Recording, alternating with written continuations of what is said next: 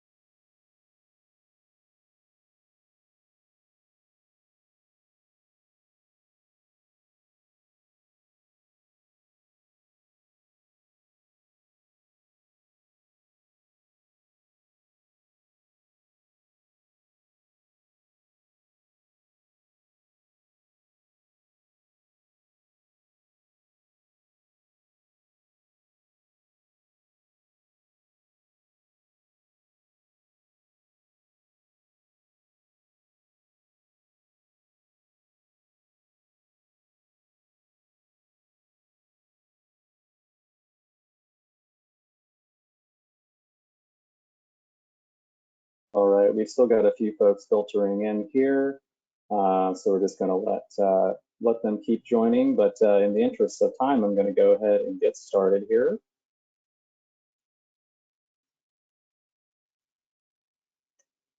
So just to share some quick housekeeping tips, everybody is going to be on mute by default.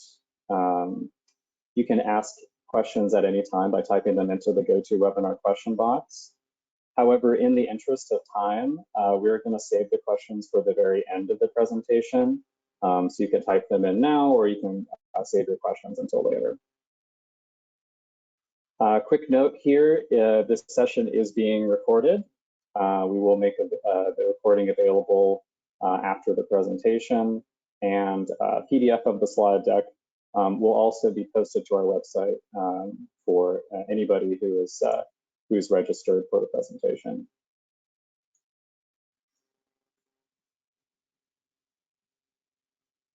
So today's speakers on the webinar, we have myself, Ryan Cassett. I'm the Senior Manager in our Verification and Registry Services program. I'm joined by Dan Kreckelberg, who is our Policy Director.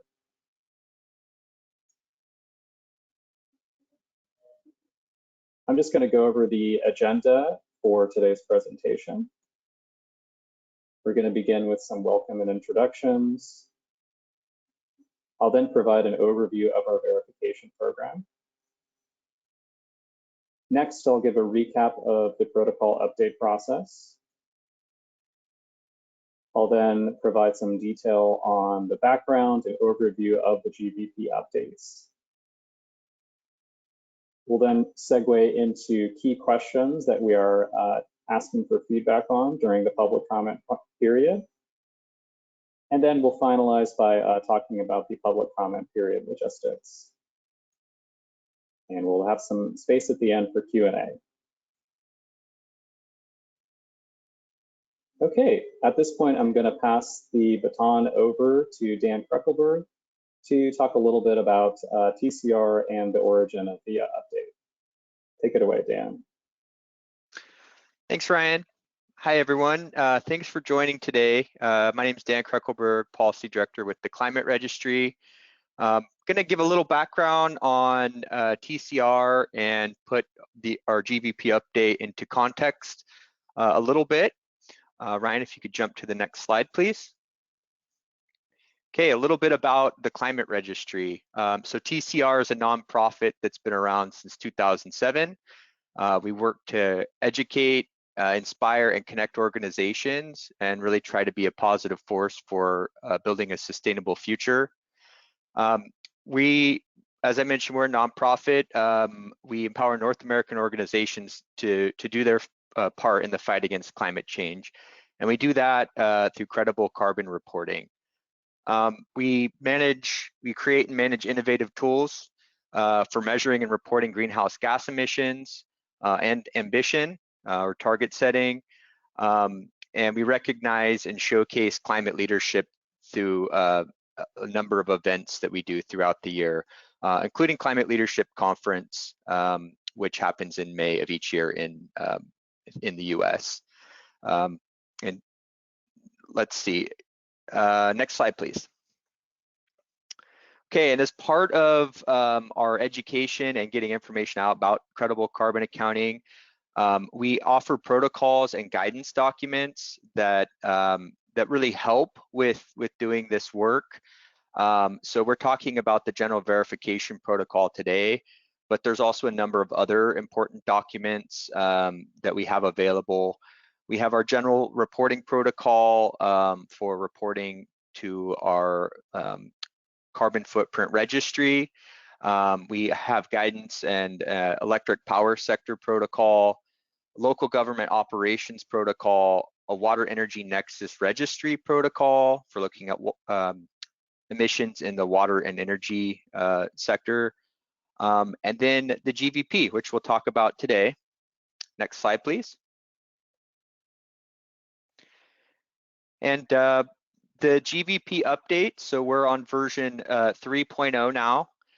The last version, 2.1, was released in June 2014. So it's been a while since we've done a big update like this.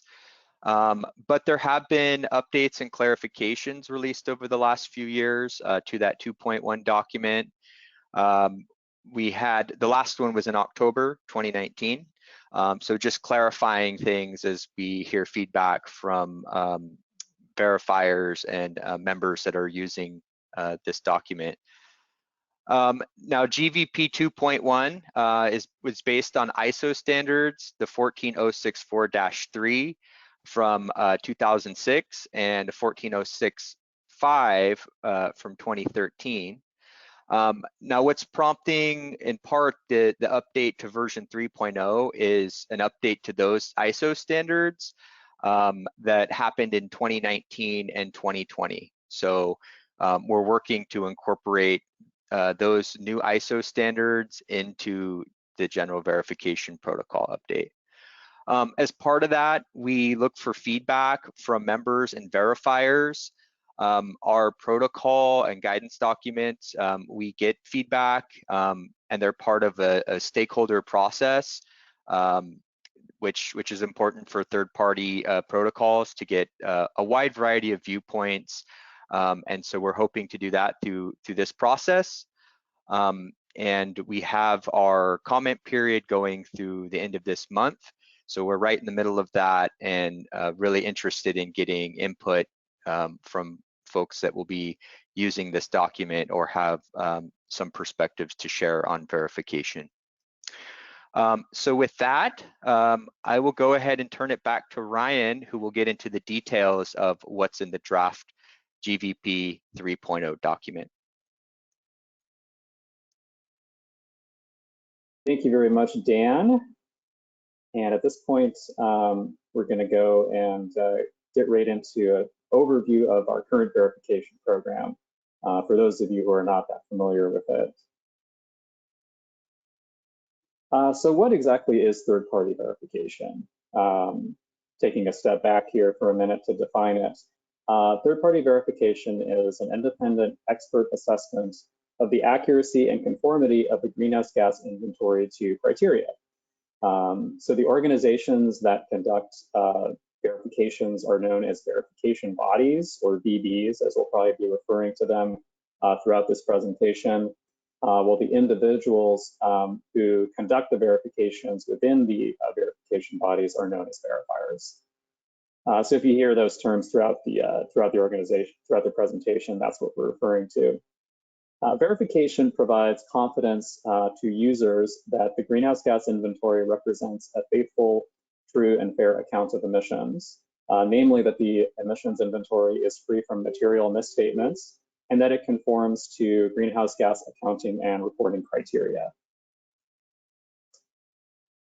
And to give a little more detail on the criteria that we're talking about, verifications for the Climate Registry's Carbon Footprint Registry are assessing conformance with the General Reporting Protocol version 3.0.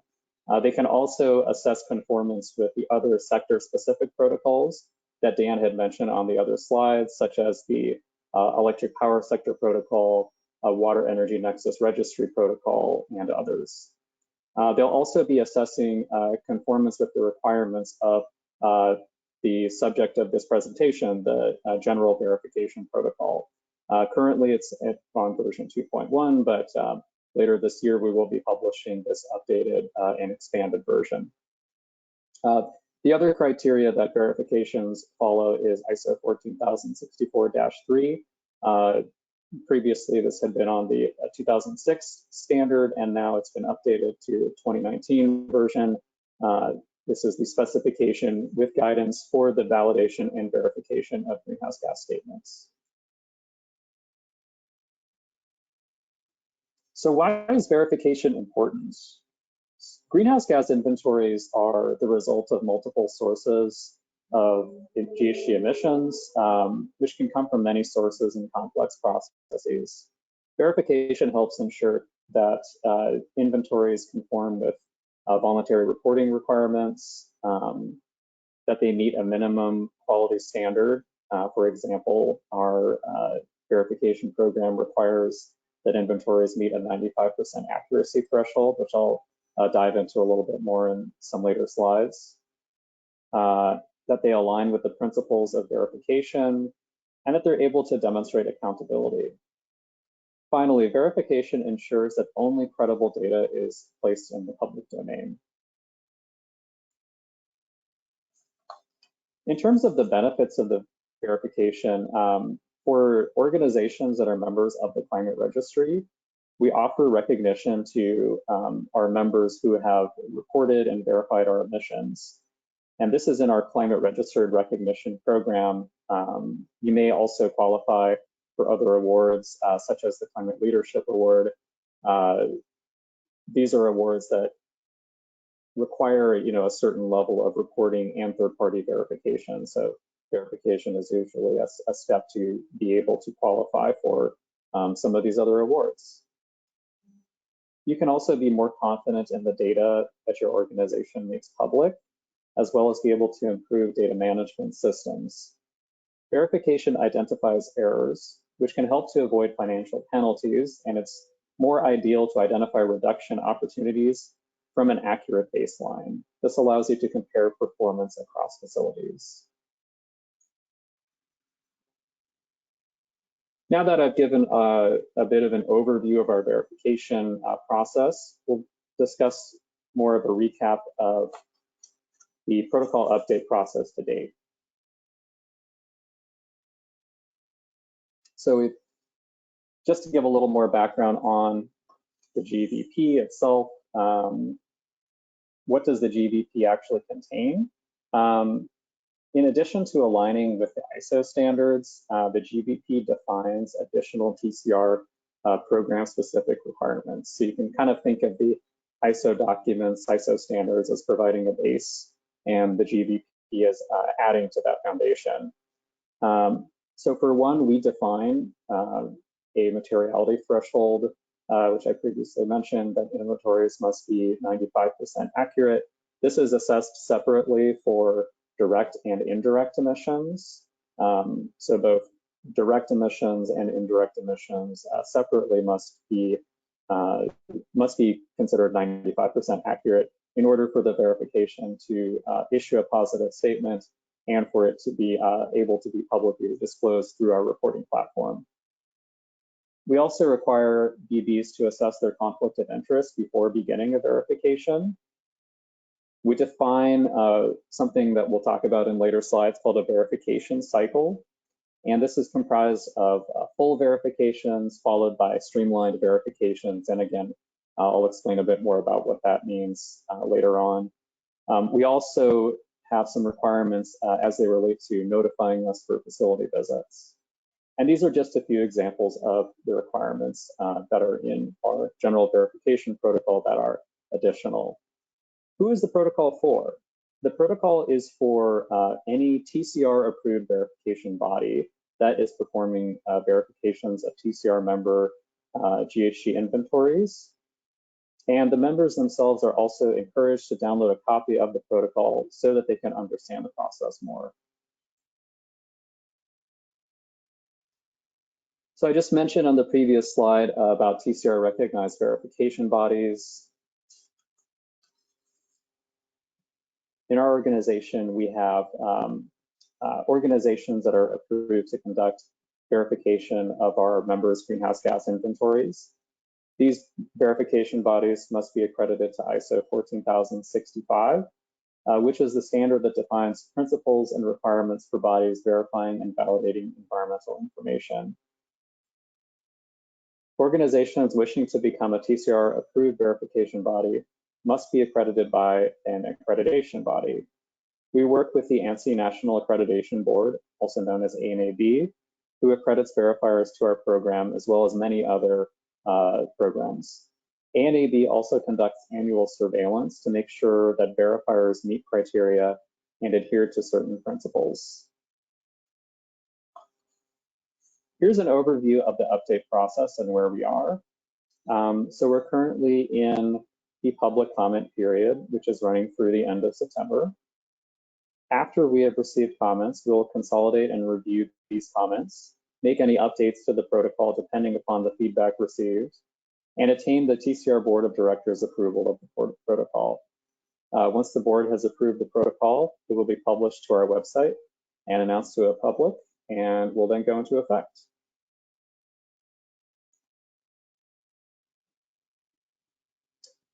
All right, so I've gone through the protocol update process. Now we're going to dive right into the updates themselves.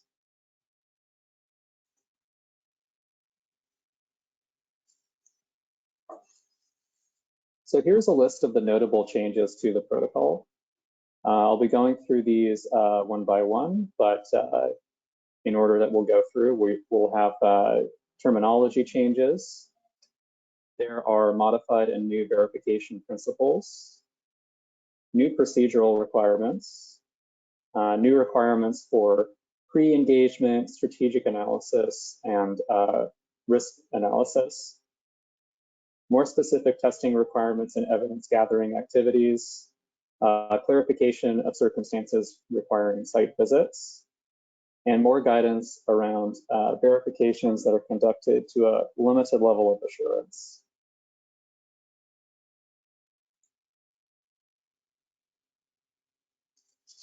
So one of the things, let's start with just a quick note here. For those of you who are familiar with the current GVP, if you've taken a look at General Verification Protocol 3.0, you may notice that the new version is much shorter.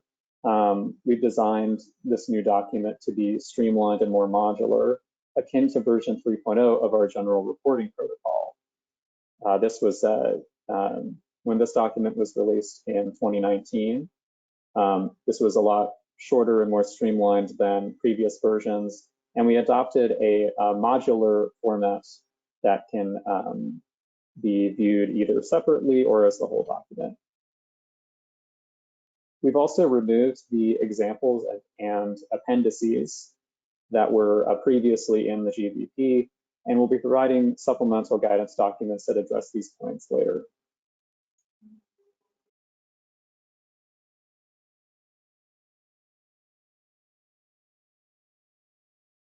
Okay, so let's begin with some new and modified terms. First up, the term verification statement has now been replaced by verification opinion. An independent peer reviewer, we've dropped the peer part, it's now just independent reviewer. Sampling plan has been replaced by evidence gathering plan. And we've introduced a few new terms throughout that I'll be highlighting here. So first new term is a data trail, and this is a complete record by which greenhouse gas information can be traced to the greenhouse gas source. Retracing is a test that uncovers errors in greenhouse gas information by following data trails back to the source. A nonconformity is a non-fulfillment of a requirement. And pre-engagement and strategic analysis are new processes that I'll be discussing in later slides.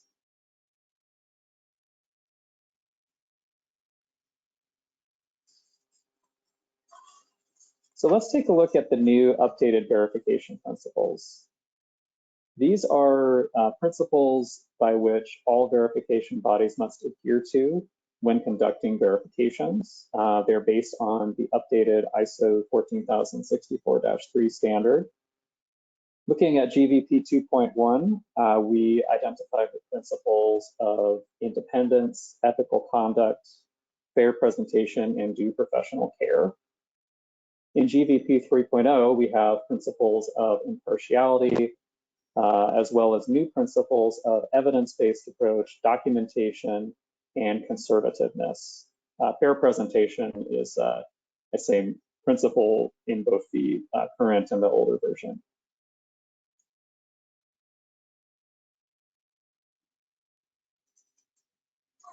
GVP 3.0 also introduces a few new procedural requirements for DBs to follow when conducting verification. First, there are procedures regarding communicating with the member and mitigating discrepancies. These describe how the VB must communicate requests for information and what to do if the member doesn't respond within a reasonable time period. There are also requirements for how to proceed if the member doesn't provide sufficient evidence or if the VB suspects that a member has made an intentional misstatement. There are also requirements around the type of records that VBs need to keep and retain, such as contracts, greenhouse gas inventories, planning documents, reports, and evidence from the member. This is just a sample of some of the requirements for record keeping here, and more is found in the relevant section in the GVP.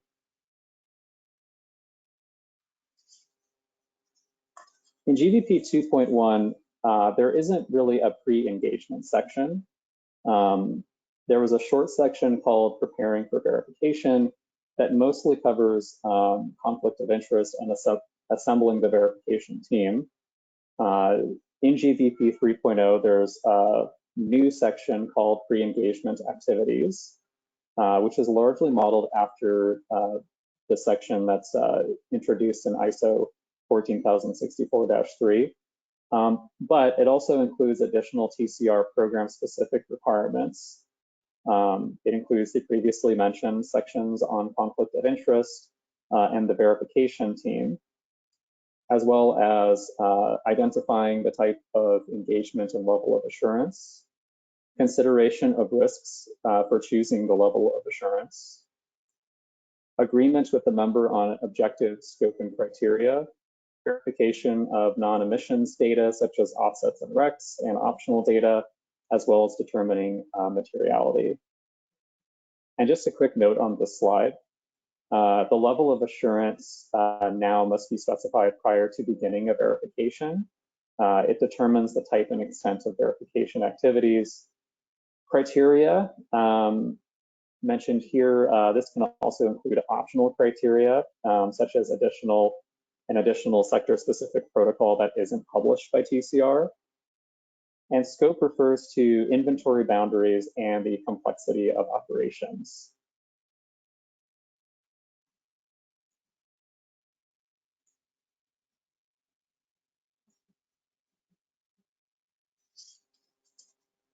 Okay, so a new requirement in GVP 3.0 is the strategic analysis. This is a high-level analysis done during the planning phase to understand the activities and complexity of a member organization. Just make a note that this is going to take place before a verification plan and evidence gathering plan have been developed. Strategic analysis needs to consider the following: level of assurance, objectives, criteria, scope, and materiality.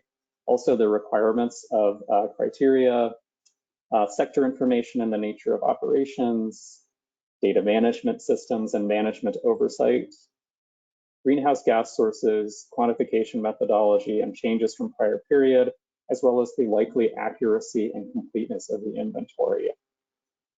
So the strategic analysis is really going to be considering a number of things, and this is before really beginning the verification activities. So one of the things that's really expanded upon in the third version of the general verification protocol is the risk assessment process.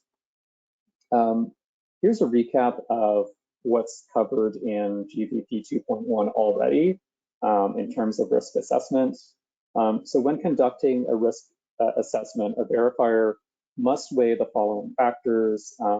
This is the complexity of the scope of emissions, as well as data collection and control systems, looking also at the risk of calculation error as a result of uncertainty or misstatement, and the review of control systems. So when a verifier is assessing these control systems, it has to consider the calculation methodologies and procedures, management systems, as well as systems for managing IT and documents, staff competency in preparing the greenhouse gas inventory, information and control systems, and finally, the existence of any processes to conduct internal audits, ensure quality assurance of the data, and reconcile the data with other sources or sectors.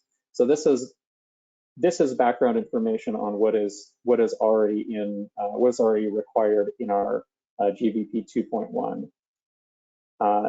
Now on the next slide, I'm going to talk about some of the new requirements for risk assessment here. So GVP 3.0 is building upon those previous requirements and introduces several new requirements here. So there's a number of additional considerations.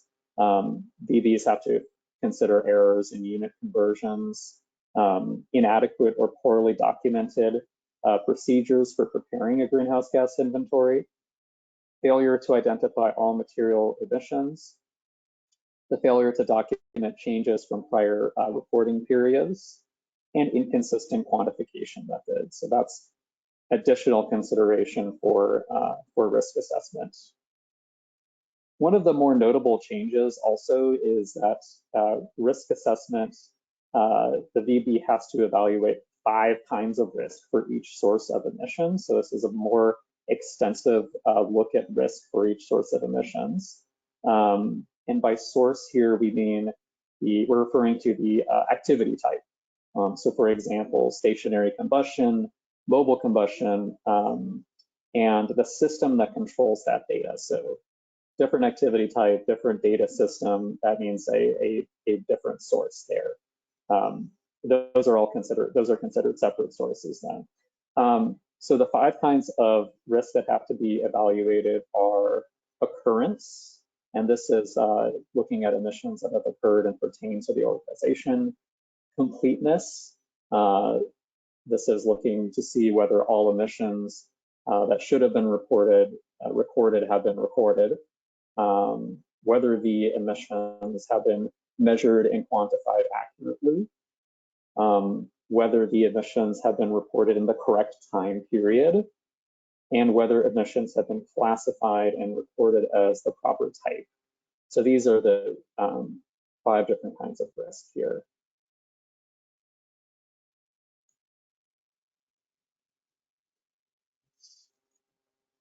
Okay, the last kind of expanded upon piece of the verification planning process is the creation of what's known as the evidence gathering plan. The evidence gathering plan was previously referred to in GVP 2.1 as the sampling plan. And this was introduced in the context of core verification activities. So the sampling plan was meant to address the scale, complexity, and nature of operations, looking at key reporting and control risks.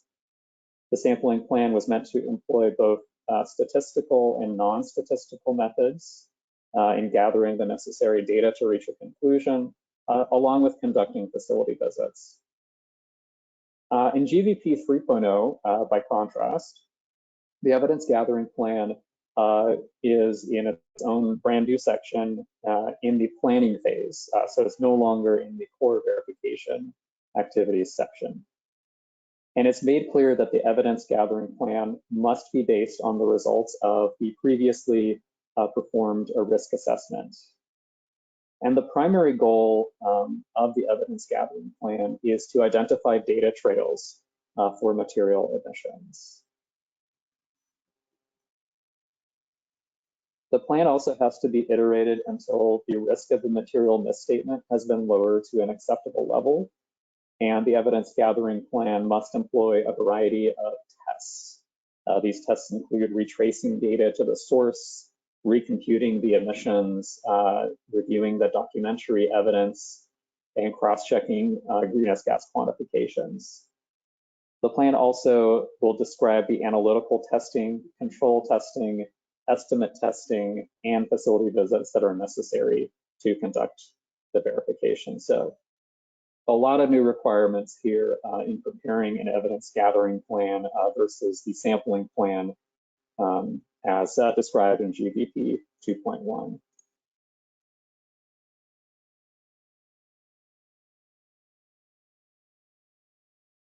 Okay, so I mentioned on the previous slide about testing, the different kinds of testing here. So testing was mentioned in GVP 2.1, but the requirements were not as defined as they are in GVP 3.0. So these activities and tests are now defined under verification techniques, and these are all summarized here. So starting with analytical tests, verifiers are going to need to consider the ability of an analytical test to reduce or mitigate the risk identified, along with the reliability of data to be analyzed and the likelihood of a test detecting material misstatements. Control testing is testing the operating effectiveness of controls and whether any deviations affect the ability to rely on those controls. Estimate testing is testing the operating effectiveness of controls of estimates, and this requires verifiers to develop their own estimate range to evaluate a member's estimates. Now, these are just a kind of summary of the tests and activities that are required here. There's much more information on these three tests that are available in the protocol. The previous protocol required facility visits. These are still required in the GVP.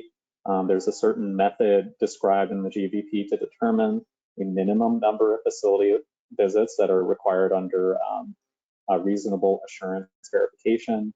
We'll discuss those more later in later slides, but there are additional considerations here for verifiers when conducting facility visits. So taking a look at the results of the risk assessment, the complexity of quantifying emission sources, any results of prior verifications, and the degree of confidence in the greenhouse gas data management system.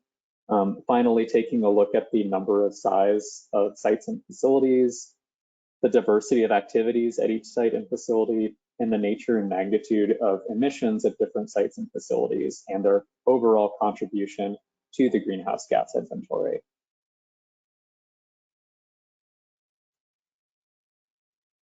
Okay, so we've covered a bit of content here on the updates so far.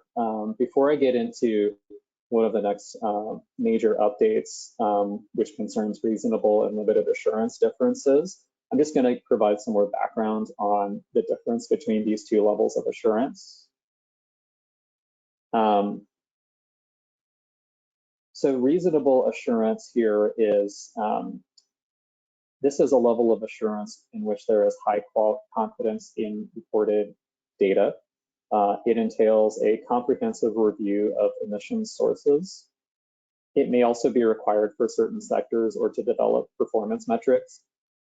For example, anybody who's reporting to TCR's electric power sector protocol or the water energy nexus registry protocol and wants to develop water energy metrics or electric power delivery metrics, those inventories must be reported and verified to a reasonable level of assurance.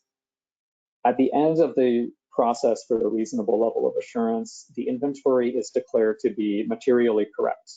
So it's a positive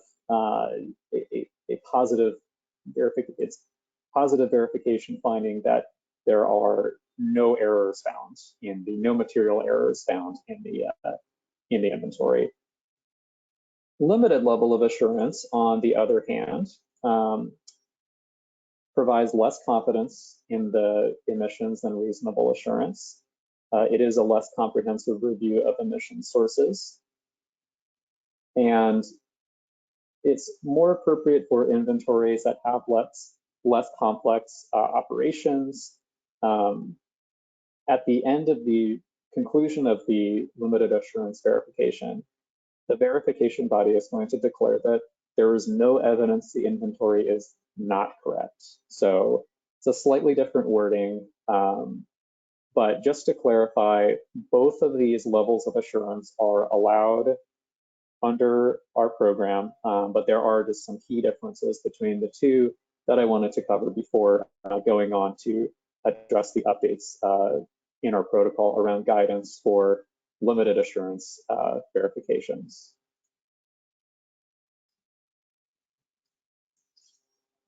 So here's some of the examples of new guidance where limited assurance verifications have some differences with reasonable assurance. So these are all kind of previous things I mentioned here. With a strategic analysis under limited level of assurance, it does not require a detailed assessment of the design, existence, and effectiveness of controls because of the underlying assumption that the controls are reliable. For risk assessment, under a limited level of assurance, the verification body is not required to divide risk categories into occurrence, completeness, accuracy, cutoff, and classification, those 5 different categories that I mentioned earlier.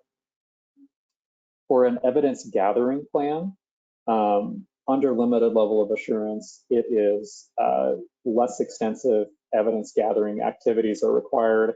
It's required to be iterated less time, and it can consist primarily of inquiry and analytical procedures to obtain sufficient and appropriate evidence. A couple more examples here of where limited level of assurance has some differences with reasonable assurance.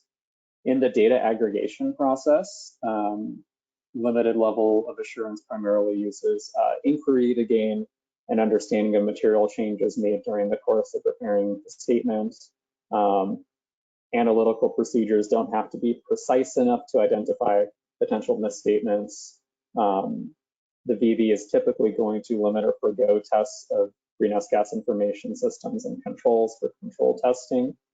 In estimate testing, it's not required to carry out the tests of operating effectiveness, and it's also not required for the VB to develop their own estimate range to evaluate the numbers estimates. So some key differences here. Finally, these are just some other kind of miscellaneous changes that we have in the protocol here. So we've removed the section on batch verification. We do intend to develop a new requirements for batch in a supplemental document, but the previous section on batch verification, the requirements were out of date. The emissions threshold and many other things there had been changed over the years. So we're going to be addressing those in a separate document. We've also removed this thing that's called the hierarchical assessment of materiality to evaluate material misstatements. So this process now takes place throughout the verification process and not before the risk assessment and evidence gathering plans are developed. So it's a little bit of a difference there. There's also the option for VBs to disclaim the issuance of an opinion. So previously our program said you can only do positive and negative opinions. So that is still the case. There are some other verification programs that get into qualified positive. We only have positive or negative. However, there is now a set of circumstances where a VB maybe doesn't have the necessary information in order to make a determination, issue an opinion one way or the other. So there's the option now that they can disclaim the issuance of an opinion. It's different from issuing a negative opinion. Negative opinion means emissions cannot be verified, essentially, or they cannot be assessed as being accurate or free from material misstatements. All right, just covered a lot of content here, but now we're going to move into the key questions that we're asking for some feedback on. So this is an overview. Our key questions are in the form of a technical support document, and they're grouped around three kind of main themes. There's multiple questions within these themes, but they are the facility visits, qualitative materiality, and then the verification cycle.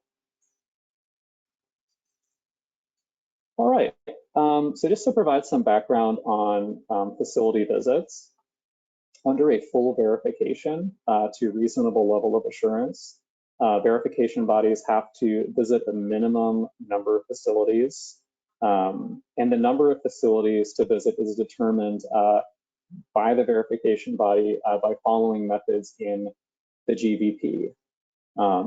So these methods are separate they have separate requirements for visiting commercial versus non-commercial facilities. And commercial facilities here are defined as office-based or retail facilities with non-complex emission sources such as electricity, stationary combustion for heating, vehicle fleets, etc., as well as special facilities like pump stations and transportation facilities. Those are all considered in the commercial facilities designation here. Non-commercial facilities are those that don't meet the definition of commercial facilities, such as those conducting manufacturing or industrial operations, electric power generation, and generally sources and facilities that have much more complex emissions like process emissions or fugitive emissions from methane or wastewater treatment. Those would be considered like a non-commercial facility because it's more complicated. So in March of 2020, as we're all well aware, we all kind of went into this lockdown period for COVID, and all of a sudden we were doing more things remotely and working from home. During that time, we issued a memo that allowed for facility visits to be conducted remotely using information and communication technology. We did put conditions that verification bodies who were conducting these remote assessments had to follow requirements of IAF MD4 as well as IAF MD2, which is the principles on remote assessment. And with the very important caveat that if the risk of remote assessment can't be mitigated to low, they can't proceed with the remote site visit, and still had to follow the requirements of the GVP for determining the number of facilities to visit and have to submit notice to TCR. So our proposal in the GVP and in this key question here is to allow for remote facility visits to continue for commercial facilities. So previously there was no option to do a remote visit, everything had to be in person. But now we are proposing that BBs can use information and communication technology such as remote meeting platforms to conduct these remote facility visits to satisfy requirements for commercial facilities only. under our proposal, non-commercial facilities would still be eligible to be assessed remotely. And the same criteria still applies. They need to use the techniques in the GVP to determine the minimum number, submit notice to TCR. They may be required to submit additional justification for why they've chosen a remote site visit over an in-person. And the most important part here is that they must still be able to determine within the agreed assurance level, reasonable or limited, that the inventory is free from material misstatement. If they can't, then they should not be proceeding with a remote facility visit. So then the key question is three-part here. We're asking for feedback on our current definitions of commercial versus non-commercial facilities. Anything additional that should be allowed in the list of acceptable sources. We're also asking for feedback on the proposal for allowing remote facility visits for commercial facilities, and whether remote site visits should be allowed for non-commercial facilities in the special case of first-year limited level of assurance verifications. So these are all key questions here. Okay, so those are the questions for facility visits. The next ones concern our changes to qualitative materiality. So materiality is, just to give some background, this is the concept that individual misstatements or the aggregation of misstatements could influence the intended user's decisions. A misstatement is the error, omission, or misrepresentation or misreporting. And an intended user is anyone who's going to use the greenhouse gas report to make decisions, such as a client or stakeholder groups. So in the GVP, we separate between quantitative and qualitative materiality. Both are considered essential for VBs to assess in order to issue a verification opinion, but we have some differences between the two here. In quantitative materiality, we're looking at whether the inventory is 95% accurate, looking at the miscalculation of emissions, and over or under reporting for sources. So this all gets assessed for quantitative materiality.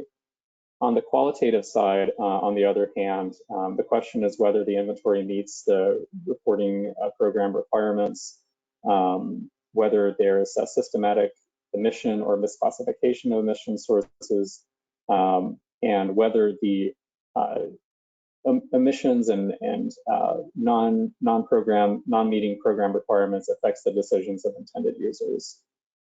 So our proposed change to the qualitative materiality is to consider misclassifications now as quantitative rather than qualitative, and to define qualitative materiality specifically as intangible issues that significantly affect the inventory, omissions or nonconformity with criteria that affect intended users' decisions. And these intangible issues can include control issues, documentation and noncompliance with regulations. Examples of the qualitative misstatements would include omission of types of greenhouse gases, facilities, and sources without excluding them on a self-defined boundary form, and errors and omissions of non-emissions data. So those would be considered a qualitative misstatement. And qualitative misstatements would be required to be fixed before issuing a positive statement. So our question here concerns, should we continue to keep our same definition of materiality, qualitative materiality? Why or why not? If we do, is there a way to distinguish between nonconformities or omissions that are automatically quantitatively material, or should the VB be allowed to use their professional judgment? And what types of omissions and nonconformities with criteria should be considered automatically qualitatively material? All right, in the interest of time here, we're going to kind of go through this last key question here. So this concerns the verification cycle. As I mentioned before, there's a difference in our reporting protocol when doing, or verification protocol, excuse me, when doing verifications to a reasonable level of assurance. We allow organizations to contract with the same VB for up to 6 years. In the first and the fourth year, a full verification is required. And this is typically more extensive testing, more extensive look at emissions data, and also includes facility visits in both of these years. So our question is, we're considering transitioning from a 3-year verification cycle to a 6-year verification cycle with full verifications required in the first year unless triggered by circumstances that are listed in the GVP. We're asking for feedback on any kind of benefits or drawbacks if this change was made. And also asking for, is there any improvement, any additional guidance on what activities would be required for streamlined verifications versus full verifications. So any additional kind of activities, techniques that we should consider here. Okay, I hope you're all still with me. Thank you for attending and staying with me till this point. We've covered all of our updates and key questions, and now we're going to conclude by taking a look at how to submit feedback. So many of you probably got the email that linked to our draft verification protocol and the technical support documents. So just to show you where these documents all are on our website, if you go to Advisory Services and Verification, towards the bottom of that page, you'll find these accreditation and verification documents. And as you see here, the draft verification protocol is there along with the technical support documents and the feedback form. So how to submit comments. You can download the feedback form from the verification page. There are sections to provide general feedback on specific pages or sections or anything in the protocol that you see that you want to give some feedback or comments on. And there's also a section there to provide feedback on the questions in the technical support documents in the appropriate table. The deadline to submit feedback is, send the form, send an email to policy@theclimateregistry.org by Friday, September 29th. So that's in a couple of weeks. And that is the conclusion of the presentation. At this point, we're going to stop here and take some questions from the audience.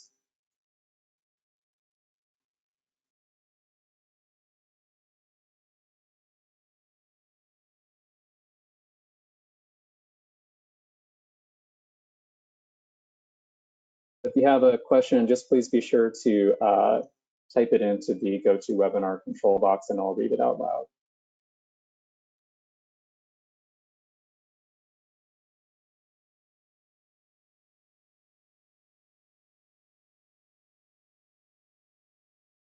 Okay, first question is there going to be a slide or a glossary to reference which defines the new terms highlighted on one of the previous slides? Yes, there will be. There is a glossary that is currently in the GVP towards the end of the document. And that is going to include a definition of those new terms that I mentioned, things like retracing, data trails, etc. Those will be covered in that glossary. And for those of you who did join after my little intro here, we are going to be providing a copy of the slides as well as a copy of the recording to anybody who attended.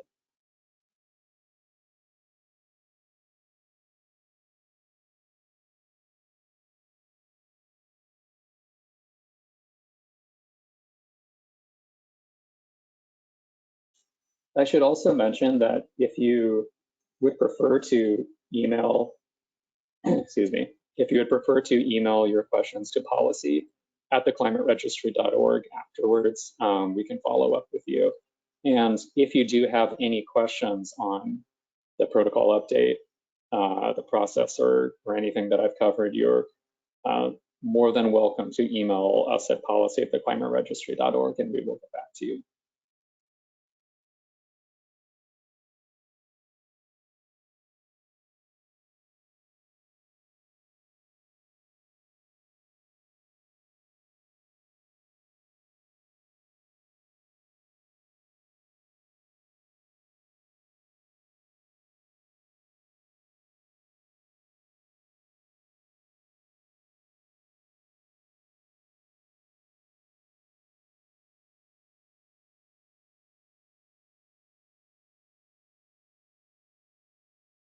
Okay, we're going to give just a couple more seconds in case anybody has some burning questions here.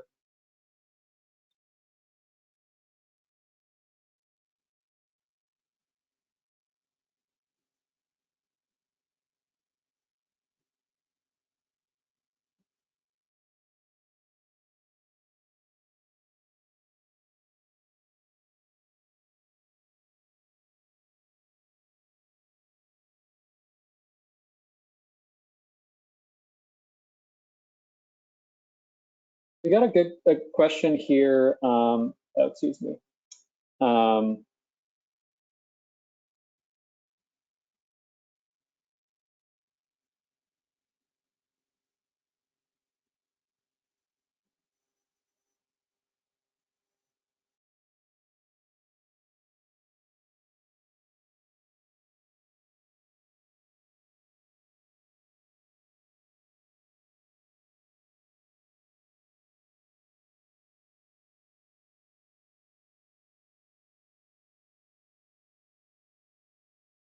So we got a question here on if the verification statement makes a reference to the risk of material misstatement.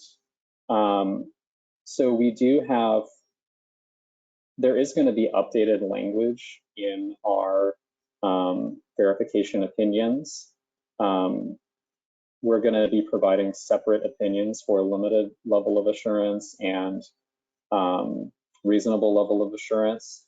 It will likely include an update of the language from what it previously is on the verification statement. So I can't answer that question just yet, but I do believe that we are going to be making some updates based on the new requirements in our verification protocol. There's a few more requirements now in the ISO standard that verification opinions must address certain terms. So we're going to be updating those to reflect those new terms. Another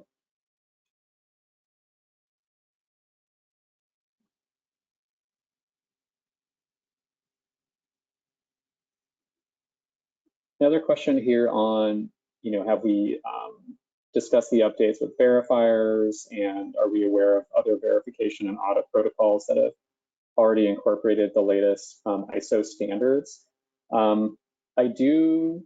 We have discussed it with our verification bodies so far in terms of being aware of other protocols that have already incorporated them.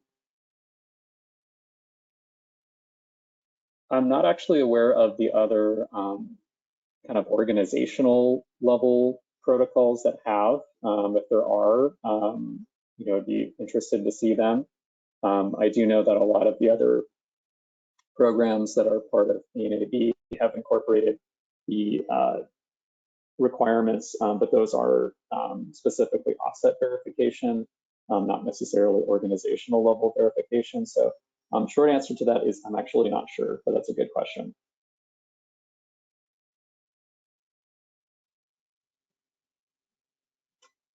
There's a question here, is there a plan to verify compliance requirements of carbon neutrality? Not in this update. This update is specifically for reporting a greenhouse gas inventory to TCR general reporting protocol. We would need to kind of have a protocol or a standard to verify compliance with carbon neutrality requirements if that were to become something in the future. But that will not be the focus of this update here. Interesting question here. Maybe Dan, you might be interested in this. Will any technical updates be issued to align this protocol with new requirements that come in the soon to be released SEC climate disclosure requirements? I know this is something that we are paying attention to here. Dan, I don't know if you have any kind of thoughts or comments you'd like to share here.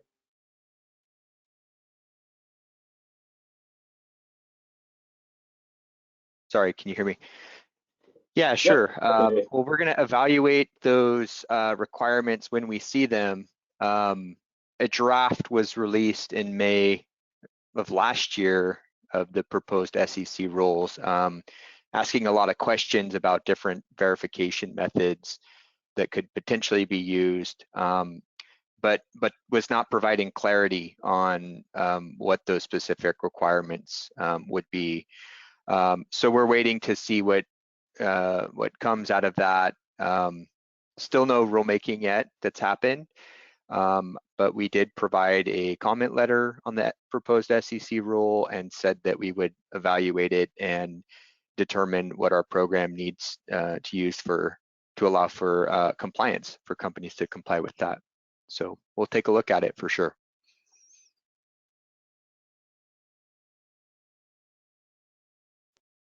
All right.